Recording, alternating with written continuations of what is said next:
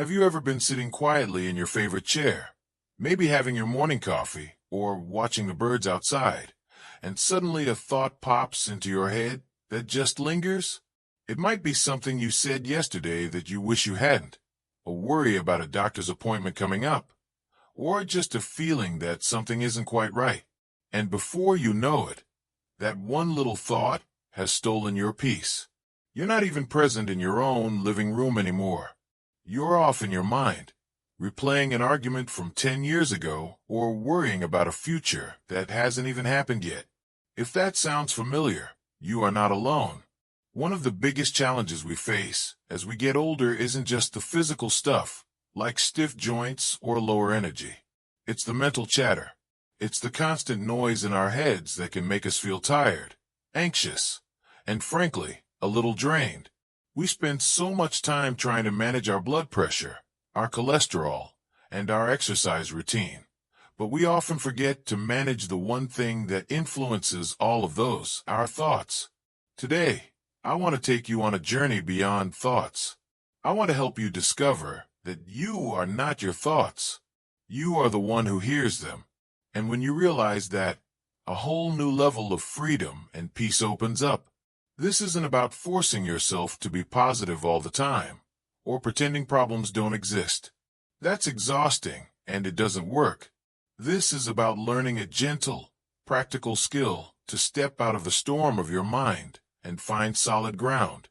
We're going to explore a few simple, actionable ways to do this. Not complex meditation techniques that take years to master, but small shifts you can make starting today. Because the truth is, your happiness and your emotional well-being in these years aren't determined by what happens to you. They're determined by your relationship with what happens inside you.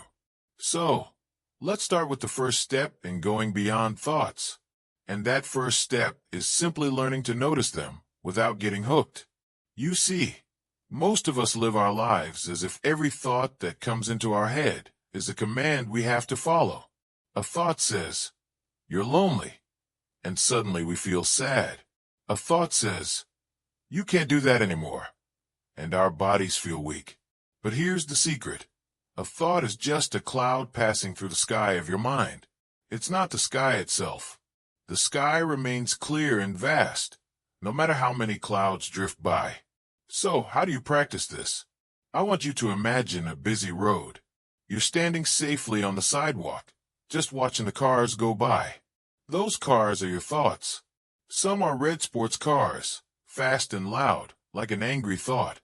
Some are slow, heavy trucks carrying a heavy load, like a worry you've been carrying for a while. Your habit might be to run out into the middle of the road, jump onto one of those cars, and let it drive you all over town. That's what we do when we get caught up in our thinking. The practice of going beyond thoughts is simply remembering that you're on the sidewalk. You don't have to jump into every car. You can see a thought come, like, "I'm worried about my son." And you can just say to yourself, "Ah, there's a worry thought," and you watch it pass by. You don't have to grab it, unpack it, and start planning his life for him right there at 3 a.m. You simply notice it and let it go. It sounds simple, but it takes practice. It's like building a muscle, and the benefit for you is profound.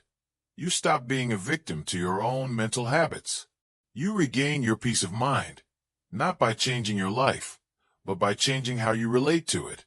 Now, the second step in moving beyond thoughts is to realize that the thoughts you have most often are simply habits.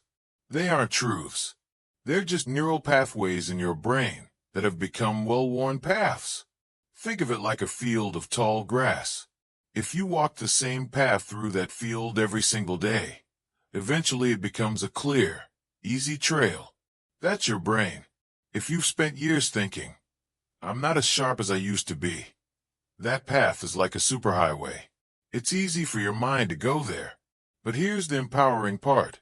You can choose to walk a new path. You can't just bulldoze the old one, but you can stop walking on it. When that familiar thought pops up, "I'm too old to learn that," you can gently recognize it as a habit. You can say, "Oh, there's that old story again. I don't have to believe it today. And then you can consciously choose a different thought. Maybe you say, well, it might take me a little longer, but I've learned plenty of new things in my life. I can learn this too.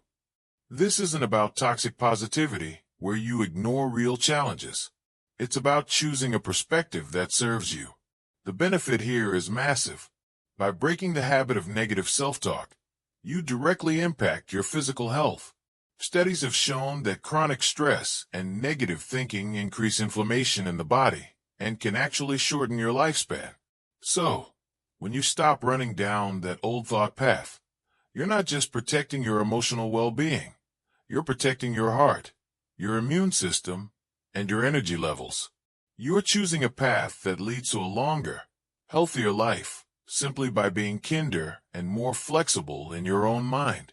Now that we've started to see that we can notice our thoughts without being pulled into them, and we've recognized that our thoughts are just habits we can change, let's move on to a truly powerful tool that will help you anchor yourself outside of your mind. This tool is one of the simplest, yet most profound, ways to experience life beyond the constant chatter